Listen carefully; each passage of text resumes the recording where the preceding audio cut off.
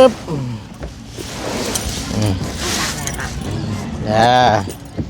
ดี๋ยวมากองไว้ให้ก่อน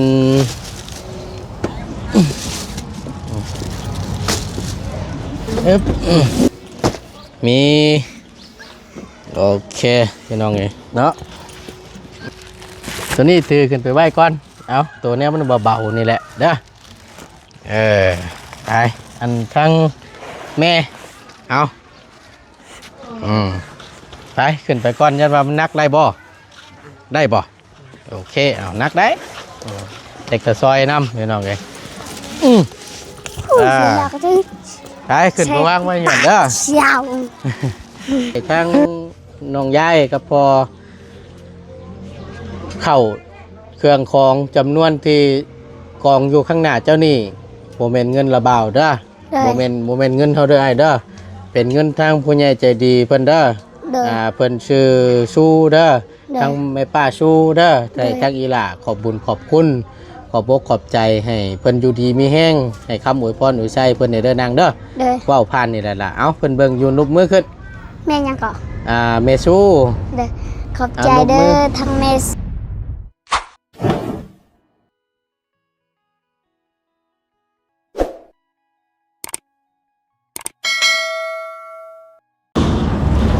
เป็นจังใดอยู่ดีมีแห้งอยู่บ่เลยจำแล้วว่าได้อยู่บ่บ่แล้วจำบ่ได้ซ้ำเลยว้าวไปแล้วบาทนี่แต่น้อยใจที่ดีพี่น้องเลยเบิ่งคักๆดูจำบ่ได้ลืมจำบ่เคยมาเรือนใครเลยแล้วว่าบ่เคยมาเฮือนเจ้าเลยว้าวไอ้ดีแม่นบ่เลยใส่รถถีบเลยอยู่ใส่รถถีบอยู่เฮือนเลยใช่อยู่บ่มันเป็นอะไรคือบ่ขี่เพลแหละเลยได้บัดไปเฮียนได้ซะย่างเอาเลยเนาะว้าวจะจำแล้วว่าบ่ได้บ่เลยได้ไปซื้อรถถีบมั้ยเจ้าเจ้าแหละเจ้าหากแต่บ่ชื่ออันจำชื่อบ่ได้บ่เลยระบาวซื้อบ่ตูนเด้จำบ่ได้แต่จะบ่เคยมาตั้งแต่เดินแหละตั้งแต่ล้นเด้เลยตอนระบาวซื้อผักกระจาดมาให้นี่จำบ่ได้ฉันบ่เลยเจ้าก็ฮู้เจ้าก็อยู่หรอวะบ่ได้อยู่ซักเลยไปให้เลยอยู่เตื้อเจ้าเนาะเลยปรากฏมันป่าเด้โอเคพี่น้องเอ้ยก่อนอื่นเนาะกราบสบายดีและสวัสดีเด้อพี่น้องเด้อสบายดีกันเบิดสู่คู่สู่คนบ่ว่าสิอยู่ในและก็ต่างประเทศก็ยินดีต้อนรับเข้าสู่ช่องประธานป้อง Channel คือเก่านำเสนอโดยบ่ตูนคือเก่าคือเดิมเนาะมื้อนี้พี่น้องทั้งบ่ตูนได้มีโอกาสได้แวะเข้ามาเยี่ยมยามถามข่าวทั้งครอบครัวของน้องวายหรือว่าทางน้องยายเนาะน้องยายเพิ่นนี่ยายหรือยายยายเลยสบายดีป่ะลุงเนี่ยสบายดีตาลุงพอได้พ่อกันล้นเติบพี่น้องไงหลังจากที่ตั้งประตูนได้ซื้อผ้ากระจาดไม่เพิ่นพุ่นแหละตั้งแต่รอบก่อนๆนะซื้อมาให้เพิ่นก็ได้เนาะแล้วเป็นทีเรียบร้อยบาทนี่เลยอุ่นอยู่บ่บาทนี่อุ่นนะเนาะเลยพี่น้องคำว่าติดตามมาชู้อยู่ดอกเนาะครอบครัวของเพิ่นนี่ก็เป็นอีกเคสหนึ่งพี่น้องซึ่งแบบว่าที่ยังบ่ได้รับการช่วยเหลือจากผู้ใหญ่ใจบุญเพิ่นแบบว่าเฮ็ดเทือนเฮ็ดชานให้นะพี่น้องเนาะแล้วก็ได้อยู่เป็นบางช่วงเขาน้ำจำปานั่นแหละพี่น้องเลยดูว่าทั้งเสานี้เป็นทางอาจารย์เล่าเพิ่นได้สั่งมาให้เนาะถือว่าได้แต่เสานี่แหละพี่น้องแล้วก็มีทั้งผู้ใหญ่ทั้งบ่ตูนน้ำแน่ซื้อผ้ากระจาดให้จนได้มาแล้วก็ดีขึ้นน้ำแน่แต่ก่อนนะโอ้ยชุดพี่น้องเลยแนมนี่ทะลุพอดพูเลยวันนี้มืดในบ่อบัดนี่มืดในแล้วบัดนี่เนาะเลยในเลยเด้ก็สิว่าถ้าเกิดเจ้าไปใส่ไปอยู่ไปให้จะไปให้เลยไปรับจ้างเขาไปรับจ้างบ่เลยเป็นไปแล้วจังมืดอะไรล่ะไปได้เลย 10 มื้อหั่นแหละ 10 มื้อแล้ว โดย คือตั้งอีหลานี่ไปเฮียนเนาะ โดยมื้อนี้พักเด้ พัก ครูบอกว่าครูเอ็ดอันนั้นเด้ ครูเฮ็ดหยัง แล้วว่าพักแล้วว่านั่นแหละแล้วว่าปูดเข่าปูดอิหยังก็ปูดพุ่นค่ะปูดอยู่โรงเรียนพุ่น บ่ โดย เพิ่นมีเวียกเฮ็ดสิบ่ โดย ตั้งเจ้าก็เลยบ่ได้ไปเนาะ โดย อยู่ปออะไรแล้วปีนี้ ป.3อยู่ปสาม โดยยังไม่ได้ขึ้น ยังบ่ได้ขึ้นซ้ำ โดยปีหน้าได้ขึ้น ปีหน้าบ่ขึ้น โดย กล้าว่าสิได้ขึ้นอยู่ว่าปีหน้า โดย เป็นเด็กน้องเพิ่นคนหนึงพี่น้องซึ่งน้องเพิ่นนี่ก็แบบคำเว้าคำจาหรือว่าการเว้ากันจานี่ก็ สะสางดีพี่น้องเนาะก็เป็นเด็กฉลาดคนหนึงว่าซั่นซะเว้านัวหูม่วนทางน้องเพิ่นก็ฮู้จักคำเว้าคำภาษาลาวเนาะ โดย เพราะว่าน้องเพิ่นนี่เฮียนพี่น้องเอ้ยและอีกผู้หนึงเด้ที่ไปเข้าโรงเรียนนํกันกับเจ้าน่ะออกแล้ว ยังอยู่ ยังอยู่ โดย ผู้นั้นน้องเจ้าได้เนาะ โดย ซื้อจังได้ผู้นั้นน่ะ ซื้อกี อืม ห้องปหนึ่ง อยู่ห้องปหนึ่ง โดย ยังอยู่ห้องปหนึ่งอยู่พี่น้องเนาะทั้งพ่อเจ้าไปใช้พ่อเจ้า คุณพ่อฮะ บ่ได้เพชรเวียกบ่ พักเร็วมีแผลเอาน้อง บ่มีแฟนน้อง โดย แม่เจ้าเด้ แม่ไว้ว่า อืม เราพี่น้องเฮามาเด้ ฮะ พี่น้องเฮามาเด้ พี่น้องเจ้ามา โดย เพิ่นมาแต่ไสน่ะ เราเป็นอยู่บ้านแท้เด้ อยู่บ้าน แต่แฮ อยู่บ้านตะแฮ โดยบ้าบุญสมภาษณ์เด้ บ้านตะแฮเข้าไปในนี่บ่ โดย อันที่ว่าอันที่ว่าเพิ่นได้ลูกแพทย์นั่นที่ว่าอัน บูแมนผู้บ้าบุญเห็นเราอยู่บนนำห้วยเราล้างหน้องไม้หั่นเด้ บ่ โดย แล้วเพิ่นมาดินบ่ โดย เพิ่นมาดินน้ โดย ำแม่เจ้าก็บ่ได้ไปเวียก โดย แต่ละมื้อพ่อเจ้าเพชรหยัง ไปเฮ็ดเวียกว่า ไปรับจ้างบ่ โดย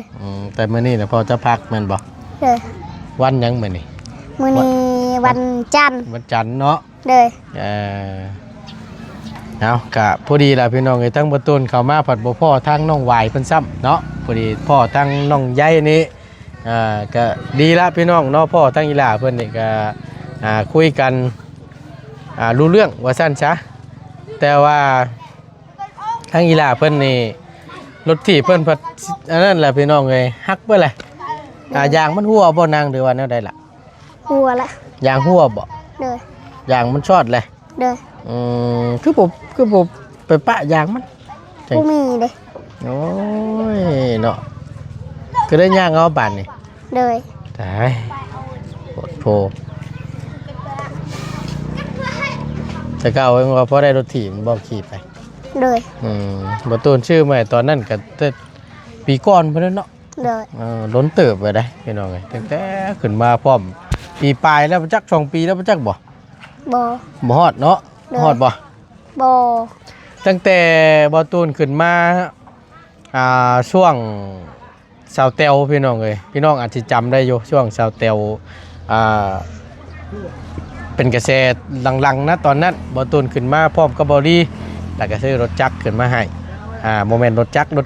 รถทีบพี่น้องเลยเนาะรถจักรยานนี่มาให้น้องเพื่อนตอนนั้นอาจจะพ่อแม่พี่น้องอาจจะจำได้อยู่เนาะมาให้ตั้งอีหล่าเพื่อนนี่แหละก็ถือว่าล้นเติบเลยแหละพี่น้องเนาะถือว่าได้ปีปลายถือว่าใช่นี่ก็ถือว่าคุ้มเติบเนาะใช้ไว้อยู่ใช้เฮือนรถเจ้า หยัง รถถีบเจ้าอยู่ใส่ อยู่เฮือน อยู่เทิงเฮือนผู้ โดย เอาไว้เทิงเฮือนบาทนี่ โดยเอาไว้อยู่รุมยานคน ยานคนหลักเอา โดย เอามีแต่ว่าย่างเบิ่งอ้อมๆเพื่อนเจ้าก่อนพ่ออยู่ว่าผ่ากระจาดตังระบาวซื้อมาให้ โดยพ่อกับค่อย นะ พ่อกับค่อยเอ็ด เป็นคนแอมนี้ โดย แล้วระบาวซื้อมาให้พ่ออยู่บ่ โดย พ่ออยู่เนาะแอมเพื่อนเนาะโอเค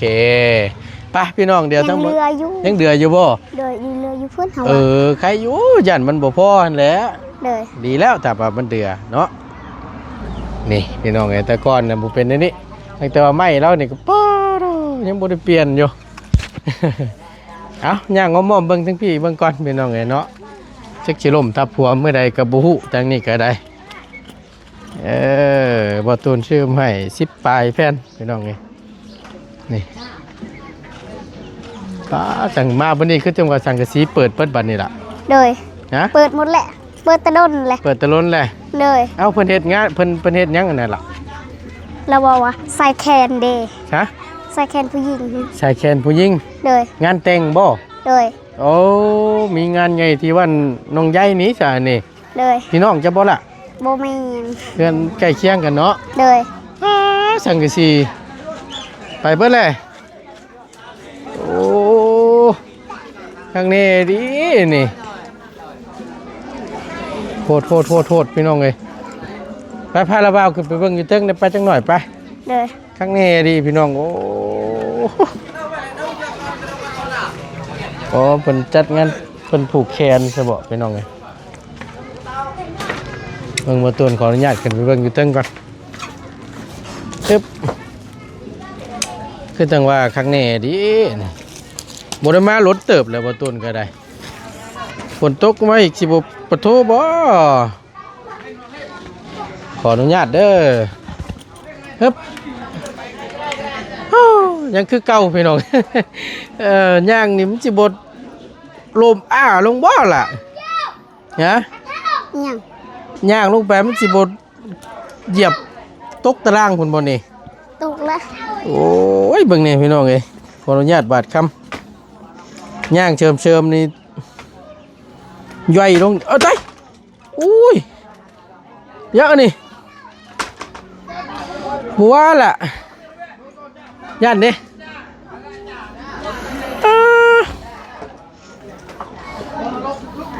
โอ้ยย่านคือเป็นอันนี้อันนี้โอ้ยใช้จะนอนใช้ลูกล่ะ คอยนอนอยู่นี่ ฮะ นอนดีคอยนอน เจ้านอนอยู่หัน โดย พ่อแม่เจ้าได้สะ คอยนอนอยู่พุ่น พ่อแม่คือได้นอนอยู่ซุ่มคักแท้ พอนอนนี่แม่นอนอยู่พุ่น ตัวเจ้าเองก็ได้นอนกับพ่อสันบ่ โดย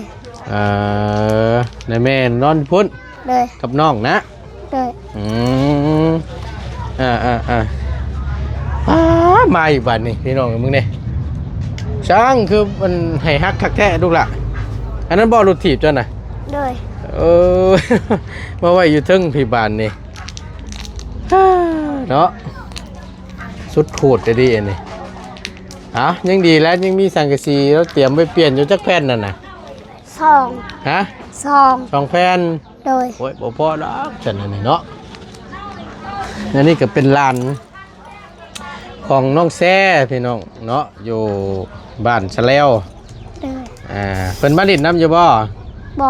บ่ได้มาดิดน้ำซ้ โดยเรารถไป ำเราบ่มีรถมา โดยแต่เรามีแต่เราบ่ขี่บ่เป็น ขี่บ่เป็น โดย มีรถอยู่แต่ขี่บ่เป็น โดย แล้วกันบ้านนี่น้องแซ่เนาะ โดย สิมาดิดน้ำลานก็บ่ได้มาซับอ้าวเนาะใช้อันข้าวกินบ่เดือดจำนี้บ่นี่ล่ะ โดย ว้าวชีเบิดเลย โดย ว่าเด้อเคยบ่นั่ง โดย ยังเดือซ้ำนี่ โดย ได้เบิดนี่หาใช้จังบัดนี่ ยิงเรืออยู่ลุ่มได้ยิงเรือตะลิงเป่า ยังเดือเป็นยังเดือเขาเปลือกนี่บ่ลูกล่ะ โดย ยังเดือจักชอบอยู่ลุม ยิงเรือหนึ่ง ยังเดือหนึง โดย เอาไว้ตำบ่ โดย นี่เพิ่นเอามาขันห้องน้ำแน่พี่น้องเนาะที่ปากกระจาดบ่ตูนชื่อมันโอ้ยยันเด้พี่น้องเอ้ยยังคือคักนี่แท้นี่ย่างกำย่างบ่เบิ่งบ่ระวังนี่เรียบร้อยแล้วแหละนี่ น้องข่อยลมแล้ว ฮะ น้องลมแล้วน้องข่อย น้องเจ้าน่ะล่มแล้ว โดย ลมปองนี้ โดย ชุดอดีสาร โอ้ยอันตรายพี่น้องเลยเนาะ เลย เอาผู้ดีละผู้ดีทาง มาบ้านนี้อันลง โอ้ยคันคอพี่น้องเลยผู้ดีตั้งระเบามามีแนวเสียมาให้ เลย ลงเหมา เลย โอ้ตั้งพี่กับป้าดตัวข้างแน่ดิพี่น้องโอ้บ่ตูนบ่ฮู้คำบรรยายพี่น้องมีแต่เอาภาพบรรยายซะเนาะชุดเดี๋ยวดิครับเอ้ยใช้กันผู้น้อยนะนะ พุ่น น้องเจ้าผู้หนึงนะ เลย นี่บ่ เลย อืมตัวผู้นั่นนั่นอันชุดนั่นได้น่ะเนาะอันนี้นี่ได้ไหมนี่เนาะผู้ชายบ่นี่นะได้จักเดือนแล้ว 4 4 เดือน เลย กินนมแม่เอ้ยเนาะอันเด้ได้จักเดือนพุ่นนี่ 5 ฮอดแล้วบ่ปีหนึง พอแล้วปีนี้ ปีปลายแล้วเนาะ เออ คนนี้อีกบาทนี่ป๊าดพ่อแล้วบ่บาทนี่ พอแล้ว พ่อเด้อบาทนี่เด้อมันหลายคนแล้วบ่ไหวได้เฮ้ย เดิน บ่มีข้าวเลี้ยงข้าวได้ เดิน โอ้ย จะจั บ่ บ เงือดยิ้มเปื่อยๆอยู่เอามีแต่ว่าเดี๋ยวให้ทางใช้พ่อจะเปิดพ่อจะมาไปเอิ้นพ่อจะมาเด้อ เลยเปิ้ล เอิ้นพ่อจะมาไปตั้งหน่อย กะ ไป เอาไว้ ไปบ้านนี้คัดหน้อยหนึงพี่น้องไอ้ผู้ที่ตั้งพ่อกับแม่เพิ่นโทรมาเมื่อกี้นี่ขออนุญาตรับสายเนาะเอาพอดีแล้วมาฮอดจอดถึงแล้วก็มีแต่ว่าทางบ่ตูนมานี่พี่น้องเอ้ยเบิ่งอึ๊บชัน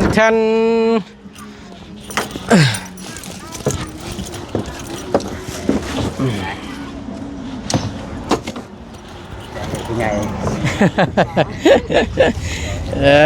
อเบิ่งเด้อแป๊บหนึงเด้อเดี๋ยวใจเย็นเขาโจมออกมาให้ก่อนจะได้ยกสบายอึ๊บ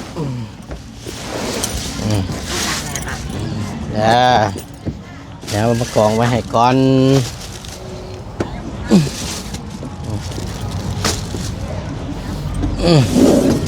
เจ้านี่ป้วนจักเทื่อเจ้านี่ ต้องเอานมมีละกินให้จะได้อ้วนเด้อ คนขี่แห้งนะเบิ่งนี่อึ๊บมีโอเคพี่น้องเอ้ยเนาะนั่นของบาบุญนี่อึ๊บเอาเนาะก็มีแต่ว่านี่แหละพี่น้องเอ้ยทั้งบาตุนก็ได้เป็นเกียรติอีกหอมหนึ่งเนาะกับได้เป็นสะพานบุญให้กับทางแม่ชูเพิ่นเนาะอยู่ต่างประเทศเพิ่นแหละเนาะอยู่สหรัฐอเมริกาหรือว่า USA เนาะกับเพิ่นก็เลยฝากเงินมาให้ทางบาตุน100 ลอนได้ฝากมาซื้อข้าวไปให้ในเด้อบาตุนเด้อว่าสั่นให้ทางครอบครัวของน้องวายเพิ่นแน่ว่าสั่นน้องใหญ่เพิ่นแน่ว่าสั่นเนาะแล้วก็เรือจังหันบ่ตุนก็เลยซื้อนี่แหละพวกนุ่มพวกมีแล้วก็นุ่มอันลูกชายเจ้าบ่ เลย นุ่มแลคโตเย็นเนาะแลคโตเย็นแล้วพร้อมกับขนมน้ำแน่พอดีเบิดไปอยู่พอดีเลยพี่น้องเอ้ย2 ล้านพอดี มีบินอยู่เดี๋ยวว่าตุนจะให้มิตรว่าเอานั่งตัวนี้ถือขึ้นไปไหว้ก่อนเอาตัวนี้มันเบาๆนี่แหละเด้อไปอันทั้งแม่เอาไปขึ้นไปก่อนยันว่ามันนักได้บ่โอเคเอานักได้เด็กตะซอยน้ำพี่น้องเลยมาทั้งเจ้าบาทนี่เห็นอะไรฮะยกเสบาได้บ่ ไม่ล่ะ 10 โลผู้เสียดายก็ที่ ไปขึ้นไปวางไว้ก่อนเด้อ เชียวจะห้ากระเช็ดได้ เป็นอีกครอบครัวหนึ่งพี่น้องไอ้ที่บุญยังมหอดจอโปเทิงเนาะที่จะ ได้รับการช่วยเหลือในการที่จะสั่งเงินสั่งซ่านเนาะแต่ว่าสดช่วยนะอื่นนี่ก็คือจังซี่แหละก็มีพี่น้องเอ้ยเนาะแต่ว่าเรื่องเงินเรื่องซ่านนี่ก็ได้น้ำมูกจักเถื่อเนาะเอานี่ก็ขึ้นอยู่กับบุญวาสนาเพิ่นเนาะ นั่งเชียร์นั่ง ว่าได้เพื่อนก็ได้เอาน้ำซ้ำปลาในโอ้ยสาธุแหละนอนยอมือสาธุแหละพอดีนี่ก็โอ้ย50 โลนี่ก็ได้หลายเติบแหละพี่น้องเลยบ่ตุนจัดในซองกระสอบเลยเอาเดี๋ยวให้เรามาแบ่งเอาอีกเข่าไปแล้วสำคัญพี่น้องเลยไปรับจ้างมาได้เงินกับต้องมาซื้อเข่าอีกเอาทางไหนทางเก่าบ่เอ๊บเป็นไปรถไปวางไปรถอึ๊บไปพี่น้องเลยหาทางบ่บุญวันปลาเนาะมานำกันพี่น้องเลยโอเคพี่น้องเลยก็ถือว่าได้ยกขึ้นมาฮอดเทือนฮอดซันเป็นที่เรียบร้อยเนาะเลย นุ่มเล็กตัวเย็นเด้อ3 กล่องไว้ให้น้องเจ้าแล้วก็พร้อมกับขนม2 กล่องมี2 แก๊สนมเล็กตะซ้อยแก๊ส1ข้าว2 กระสอบเลย2 กระสอบนี่สอบ1กินได้จักเดือนประมาณครึ่งเดือนนั่นแหละสอบ50 โลนี่เลยประมาณครึ่งเดือนเลยแสดงว่า2 สอบนี่ต่อเดือนนึงนี่เลย10 15 วัน 10 มื้อตัวชอบนึงดี20 มื้อแล้วชอบนี่บ่เลยป้าทุกพี่น้องเลยคนหลายคนมันหลายเลยทักแม่ลีซะเนาะเอ้ย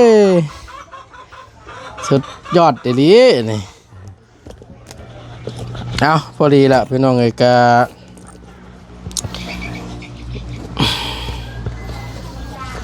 นะทางบ่ตูนเชียวเงินให้ส่วนที่เรือเนาะส่วนที่เรือซื้อเครื่องซื้อของนี่แหละเดี๋ยวอยู่30,000พี่น้องเอ้ยเนาะ1,970,000ตีไป2 ล้านพอดีเนาะนี่อยู่ในมือนี่พี่น้องเอ้ยเอาก็มิตรว่าอีล่ะเงินจำนวนนี้เด้อเดือจากระเบ้าเดือจากซื้อเครื่องซื้อของไว้ให้เจ้าไว้ไปโรงเรียนเด้อโอเคเอานั่งเอาฉันมิตรว่าอยากให้ทั้งน้องยายกับพอเข้า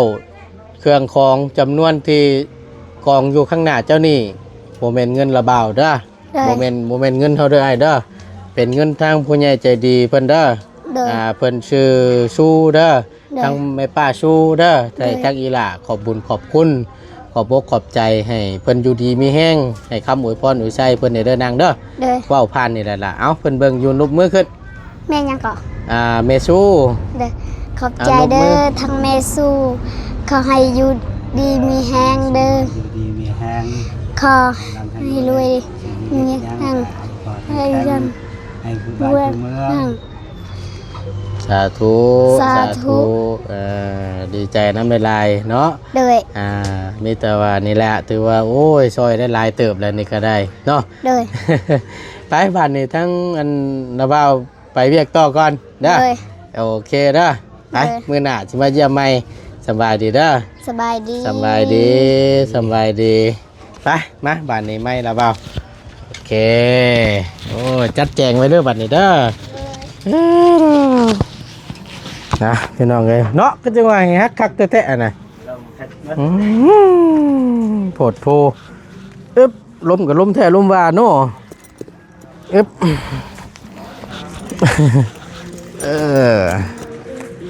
ไปพี่น้องเลย เพลงญาติได้พี่น้องไงเนาะ